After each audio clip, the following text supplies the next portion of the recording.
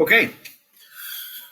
All right, so we've gotten through all of this, but there's a couple things I want to clear up in regards to the Fifth Amendment, or Fifth Amendment. We know about eminent domain, right? So I must be able to pay you for your property, has to be fair market value. Can I try you for the same exact crime twice? No. What's that called?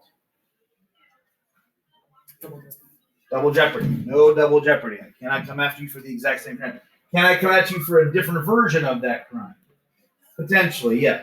The other thing, too, that Officer Schneider brought up in one of my classes, I think it was 8th grade, was if there's a mistrial or something goes wrong in the trial and they've got to start all over again, yes, I can bring those charges back against you.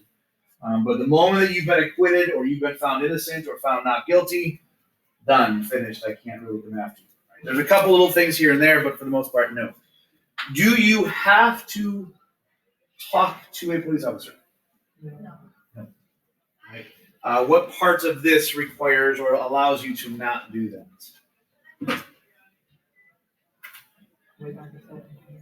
What's that? You got it right here. Nor shall any person be subject to this offense twice, or life, liberty, nor shall be compelled in any criminal case to be a witness against himself. Okay, so no, you do not have to talk. And I showed you guys a video, the funny version / serious version. There's another one I saw a couple years back. It was actually when President Obama was in office. He had a party, as is normal for presidents, and this couple got into the party, but they like went all the way up, shook hands, were in line, sat down, had dinner. I think on their leaving the party, someone went, "Who invited them?" And they went back and found out that somehow they had crashed the party. They had somehow gotten into the White House, gotten past security, gotten past Secret Service. Like I said, literally shook Michelle Obama and Barack Obama's hands. It was like met all of the upper echelon people in the government. So there was a court. The Senate brought them in, a special committee to look into how they got in for whatever reason. And they were asking them questions. And some of the questions were like so silly that you and I would be like, well, of course. Like one of the questions was, did you wear a tuxedo that night? And many of us probably would have said, yeah, I wore a tuxedo. Did you not see me there? But if I say that, what have I now allowed them to start doing with that question, with that answer? Oh, so you did get to the party. You did have, like, you can start to like open up avenues. So it was a husband, wife at the Senate hearing, and the entire time, husband and wife, on the advice of counsel, I apply the Fifth Amendment rights and not incriminate myself. And that's it, the entire time. And they were some of the dorkiest questions. Did you like the food that night? Under advice of counsel, right? Did you shake the president's hand? And there's pictures of them shaking in the hand. And they, under advice of counsel, I refused to. I was like, constantly. So you do not have to speak. So yeah, that's a big Fifth Amendment. All right. Now there's a couple different things. I know we watched the video, but we don't need to watch it again. We talked about procedural and substantive, right? Procedural is literally the process, right? If I do this wrong, it all gets thrown out. Substantive is what's the substance of the case? Is there something actually there? Is there merit behind the trial? Or is this, I just didn't like the person I'm taking to court? There's got to be some sort of substantive due process. This is where we were talking about with the police officer, right? So due process itself, this is actually just a side note.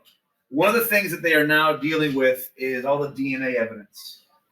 How many court cases have you guys heard of in your lifetime? You probably don't even remember the number, where someone has been let go from prison because they went back and went, oh, DNA at the scene proves that you weren't the criminal, right?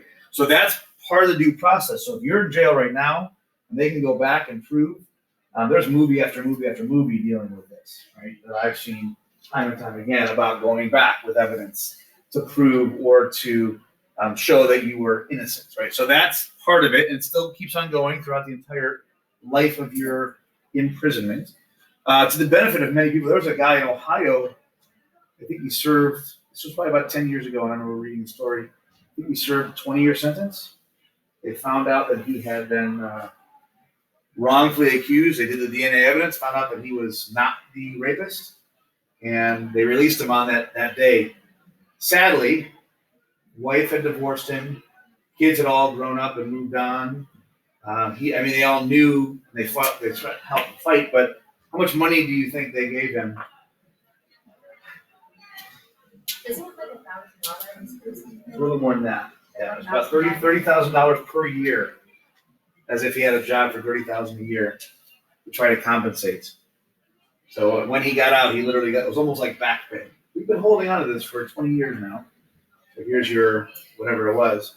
But does that pay for missing your kids get married, people passing away, and you're like, so there's some definite issues. Individual rights versus the public good. This is the big debate wherever we go, right? This goes back to the masks. How many people have heard of stores and restaurants? I know in New Jersey there's a workout place that is fighting nonstop with the government regarding staying open during the pandemic. This is all about that. Like, again, I'm sure you guys have heard stories of people getting in trouble because they're not wearing masks, even though it's not a law, it's just a mandate, and there's all sorts of other aspects that go with that. Okay. The grand jury thing, nothing more that you guys need to see there. We kind of killed that one. Guarantee against self-incrimination. Again, you do not have to talk about anything. Bail, prevention of detention. Bail and preventative detention. Who in here knows how bail works? How does bail work? Doesn't bail work is when you get first accused of something, you spend your night in jail. They release you, but you have to pay them a certain amount, and then you get your money back if you show up to the hearing. Yep. And if you don't, they keep your money. Yeah. So bail is essentially a monetary guarantee you're going to come back to court. So if you skip bail, you haven't paid it, and you're not there at court, then they'll keep the money you gave them, and they'll probably, who in here has ever heard of a bail bondsman or a bounty hunter? They'll send them out, and they use the very bail money that you've given them to go find you to bring you back. So bounty hunters, if you ever hear them, they're basically working, a lot of them work on bail. So they'll work on the money that you put up. So the irony of the whole thing is that when you get caught by a bounty hunter, you pay for that person to find you, to get you back to court. Right? And on top of that, because you skipped and you didn't come back, you lose all the rest of the money. If, however, you're found innocent, if you're found or not guilty, then they give you the money back. I think they might take court costs away, but even that, sometimes they'll wipe those. But so bail is kind of a monetary way of proving, right, that I'll come back. Miranda is the big case that comes along with Fifth Amendment, right? Does anybody know the story of Miranda? What do you know about it? I've heard of that. I forget the most parts, but I've heard of it. Okay. Who in here has heard of Miranda? Anybody know about Miranda v. Arizona? Okay. Who in here is Miranda rights? Who in here has heard this in a TV show or a movie?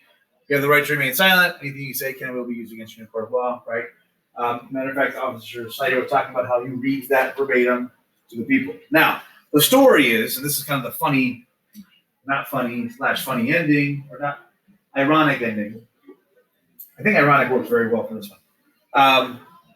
So Miranda, Latin man, who was arrested for raping a young lady, they brought him into the interrogation room. They made him assume that he was okay to talk with them. They never read him any of his rights, specific like this. Right? None of this was actually in existence at that point. Like you would tell them, yeah, you can get a lawyer if you want to, but there was no specific Mirandized process. So they bring him in, they question him for hours upon hours upon hours. He finally confesses to whatever the crime is, right? All of that to say, all of his testimony gets thrown out because they're able to prove in the Constitution, Fifth Amendment, he doesn't have to speak. They never told him the warning about you don't have to incriminate yourself. So he thought he would be like, he thought he had to. So his testimony thrown out, all the other stuff that he had given them thrown out. However, the young lady did see him in a lineup and said, that's the man who raped me. And yes, he still went to jail.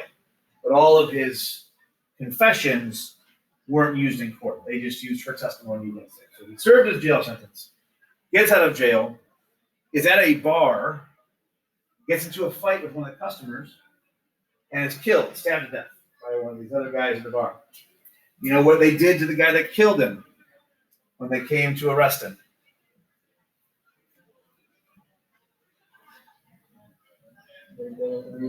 No, they did read. So the guy who killed Miranda, they read his Miranda rights to him. Is that find ironic at all? No? Okay, fine, I'll move on. I thought it was kind of funny. Oh well, it's just me. All right, Sixth Amendment. Criminal procedures. These things have to happen. This goes directly to our due process as well. Okay. If in all criminal prosecutions, the accused shall enjoy the right to a speedy and public trial. It must be speedy. I can't put you in jail for a month and then get you in front of a judge. So if you are ever arrested on a Sunday, that would be one of the exceptions, or a national holiday. Like if you're, let's say 4th of July as a Monday, and you're arrested on a Sunday. So you're going to sit in jail Sunday and Monday, and then first thing in the morning on Tuesday, you're going to be in front of a judge, and they're going to accuse you, or they're going to charge you with the crime. You're going to be able to plead innocence, guilty, no contest, all those fun things. And then you'll be assigned a lawyer if you can afford one. If you cannot afford one, will be provided for you by the state public defender. But it has to happen. And then what will happen is at that hearing, the judge will say, okay, we'll be meeting back in 3 weeks, right? Not 2 years from now, not 5 years from now, 2 weeks, maybe a month, depending on how big the case is, to build up all your evidence and get your information around. But it has to be speedy, and it has to be public. Can they limit people coming in and watching? Yeah. Can the press come in? Yes. They cannot deny the press access. However, they can deny the press cameras. If you guys anybody ever seen those drawings on the news where they draw a court hearing, like the people because there's no pictures, but yes, you can come in, you can write down all the notes you want to as a reporter, but they're public. It's public hearing. So that everything is open to us, that we can see it all if we wanted to. So if you ever wanted to, you could always go to the Medina County courthouse and enter a courtroom and watch a court case if you really wanted to. I'm sure they'll probably ask you what you're doing there, but you're more than welcome to. Public. And matter of fact, all the information is public record. So we actually had a situation a couple years back. Judge Collier, this is I think maybe my 4th or 5th year here, came and spoke to the school and was talking about a drunk driving situation. He was talking about a case that had just finished. It was in his court. And the case was about a young kid who was, I think, 21 years old, drunk driver, hit a family, didn't kill anybody, but the father of the family was physically impaired for the rest of his life, some brain injuries, physical impairments. I don't think he was paralyzed, but there was stuff he was going to deal with for the rest of his life. So all that, found out the he was guilty. He's, I think, serving a 5-year sentence, and this was, again, a long time ago. And then the very next day, I get called down because my class at the time was videotaping everything. We were doing a special class at the time. And the principal said, well, I need that video because I need to say what was said. I need to know what was done because the kid who's serving 5 years' brother was in the audience. And so I actually reached out to Judge Collier and I was like, just so you're aware, the kid's brother of the guy that was in jail for 5 years for this drunk driving situation is complaining, and the mom has contacted the school. And Judge Collier said it's public record. It's literally any one of us could go to the courthouse and pull up the records and read through the transcripts. So he's like, so there's nothing to be afraid of. She might be upset with the school, but nobody did anything wrong. So, but yeah, it's all public. An impartial jury of the state and district wherein the crime shall have been committed. So this one you'll hear about. There's movies a lot, but there was one that happened here in Medina that happened to a young, like 19 or 20. I think it was my second year here, third year here. And I was talking about this, and one of my students mentioned this kid's name. He said, "Oh my gosh, this is like one of the kids in Medina that's like one of the bad kids. He's always been in trouble. He's known for selling drugs. He's known for this, yada, yada, yada." And I think he's got a court hearing this week. He killed his girlfriend. I'm sorry, so apparently he was in this fight with his girlfriend, strangled her, and then hid her underneath her all of her dirty clothes, and then tried to take off out of the community and get to like just leave the state or leave the country somehow. But they caught him, I think it was like 20 miles away. I think he was in Cuyahoga County.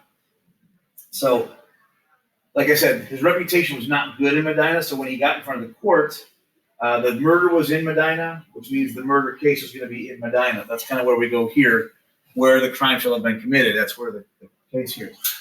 Sometimes someone will ask for a change of venue. So this kid actually asked, we have the court case up in Cuyahoga County, because up there, no one knows me. Down in Medina, everyone knows me as a bad guy. I'm not going to get a fair trial. And I think Judge Collier said, well, sucks to be you, you'll be fine. So they had the case in Medina. They did find him guilty. It was not first-degree murder because it wasn't planned. I think it was in the heat of the moment, so I think they charged him with murder 2. And to be honest, I don't know the sentence, but I think it would have been like a 20 or 30-year stint in jail for that one. But so wherever the crime is committed, that's the same thing from state to state. Who in here knows the lovely Jeffrey Dahmer? That name, very, very infamous name in regards to some disgusting murders. Does anybody know where they caught him? State they caught him in. It wasn't Ohio. A little north of us. Minton. Yes, correct. Michigan. Got him in Michigan. Michigan does not have the death penalty, though. Ohio does have the death penalty. So Ohio contacted Michigan and said, hey, listen, we've got enough evidence to prove that he's guilty. Here's what we have. Can you please send him from Michigan back to Ohio where the original crimes were committed? Because Michigan could have, because we're 2 sovereign states, could have denied and said, no, we're going to have the trial up here. But I think the prosecution up in Michigan were like, this guy killed kids, and we don't have the death penalty, so send him to Ohio. They have the death penalty. And yes, this is where. So he was found guilty in Ohio in a very, very, very perverse and disgusting way. He was killed in prison by a fellow inmate with a mop handle. Wasn't good for him, but I don't think anyone really was upset about it. So it does not just not just the district, but also the state. Which district shall have been previously ascertained by law, and to be informed of the nature and cause of the accusation. This is a big one. I have to tell you what exactly you're being charged with. Right? If you guys are ever called out of the office, who in here has ever gotten like called out of the office, including myself, and been slightly nervous, like, wait, what is that? What's going on? I don't know what's going on. And you're like, and then you get there and they're like, well, your mom dropped out. You're like, oh, okay. Okay. Or they're like, well, so-and-so saw you in lockers, or so-and-so saw you at your car, and now all of a sudden, right? But the first thing we have to do at school as well as in the court, I have to tell you exactly what the charge is. Because how do I defend myself if I don't know what my charge is? We're taking you to court. Or, oh, don't worry about it. You'll find out when you're in court. Well, I got to figure out how to defend myself. So I have to be informed of the accusation. To be confronted with witnesses against him, I also have to be able to confront people against me as witnesses. Right? So if you guys are all witnesses against me in a court case, I have to, me or my lawyer has to be able to question you. There's a court case, Gideon v. Wainwright, and the guy in the court case eventually was able to prove that the person that accused him of the crime couldn't have ever seen him. But one of the reasons it's a famous case is because he didn't have a lawyer to help him, because it was a state issue. Regardless, they proved the guy was like way too far away, and then he wore glasses and he couldn't see that Gideon was entering. So they just said, so I have to be able to confront you as a witness. For the most part, that typically happens without a hitch. How do we deal with abuse situations? Do we allow the kid in the courtroom with the person that's allegedly abused that kid? No, because who are we trying to protect in that situation? We gotta protect the kid, right? I'm not gonna put them in the same room as this. I have words for that person in the courtroom that potentially did something to them, right? So, as long as the lawyer can talk to the kid, maybe in front of a judge, they'll do a side video, maybe interview, but I have to be able, or my lawyer has to be able to still confront that kid. I still have to be able to talk to the person who's accusing me of the crime. Right? There's no free and clear. I have to be able to confront those witnesses, which leads to all sorts of fun situations. And to have a compulsory process for obtaining witnesses in his favor.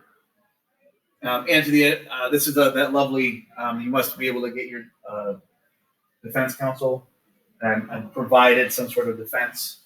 On that note, does anybody know what a compulsory process of obtaining witnesses is called? How do I make you come to court? Yes, sir. Subpoena. Yes, for those who don't know, that is spelled for right here. Subpoena.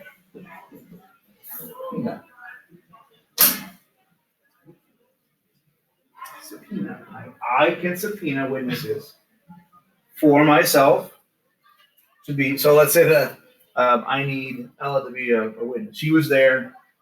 She saw the whole situation, but she doesn't like me. And she doesn't want to witness against me. I went to her, I asked her, and she won't show. I can force her to show up. So I can question her using a subpoena. Now, if I send a subpoena out and she doesn't comply with subpoena, this is where it gets really interesting for the witness. What can the police do if the person's not complying with the subpoena? What do you think they can do?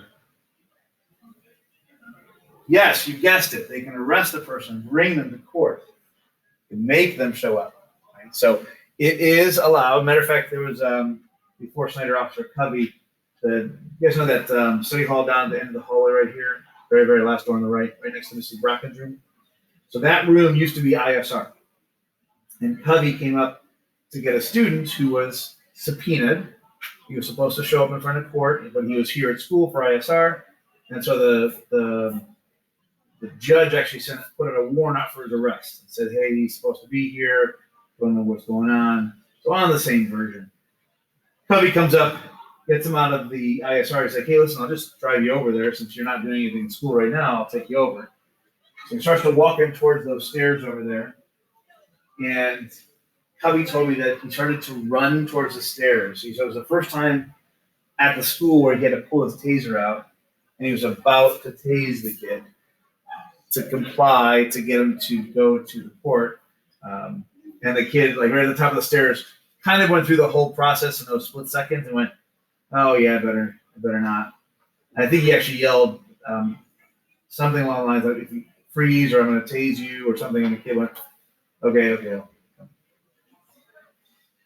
All right, what's the next thing I hear?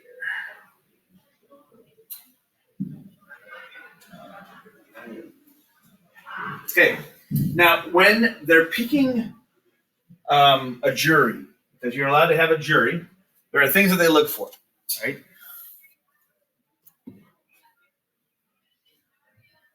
Demographics, what's their gender, race, age. So if you are at a court hearing, do you want a young 18-year-old on your jury? Depends on what the crime is. Maybe, right? What if it's one of you guys that's on trial? Do you want an old 75, 85-year-old person? Or do you want the younger 18, 25-year-old that might understand you a little more? Right? So you can play with that. Because somebody, my defense attorney is going to want to get rid of the old guy. Right? But the prosecutor is going to want the old guy. There's this constant fight. So there's all sorts of things that they look at, and they'll ask questions. The biggest one is, do you know the defendant? Because if I know the defendant, can I be on that jury? No, I can't. I won't be impartial. I have to be impartial. So there's all sorts of little things that they'll look for. Sorry, real quick. I just caught it as I was doing this. Nonverbal signals. I was in a jury years ago, and there's a young lady came in. I want to say early 20s. I could tell she didn't want to be there, but I think she did something on purpose to make her less likable by either side. And she came in every single day in like the spiked necklace with the dark black eyeshadow, everything dark. I think she even went purple hair. And she had like the big black boots. And again, outside of the courtroom, whatever. But in a courtroom, when you're dressed like that, do I want that person on my jury? So she was let go right away. Like she went up for some questions, and both the defense attorney and the prosecuting attorney went, "You can go." And so she was let to leave. This one is actually kind of interesting in regards to what they do initial selection, right? So, and this from experience, not horribly exciting, but you go to the courtroom and you basically sit around. And of the 5 days I was assigned to be there, 4 of the 5 days I left 20 minutes after I showed up. So the judge Kindler came out and he said, "Thank you." First day was actually really cool. He came in, he talked about the importance of being on a jury, how this helps, yada, yada, yada. They settled in the back, you can go home. The next day we were all in there. He came up to us again about 9 o'clock, 9:30, said, "The lawyer settled in the back, you guys can go home. There's not going to be a court case." Same thing for Wednesday, same thing for Thursday, and then Friday he said, "We're going to have a case, we're going to select a jury." And then we started going through all of this, which is where I'm going to pick up tomorrow.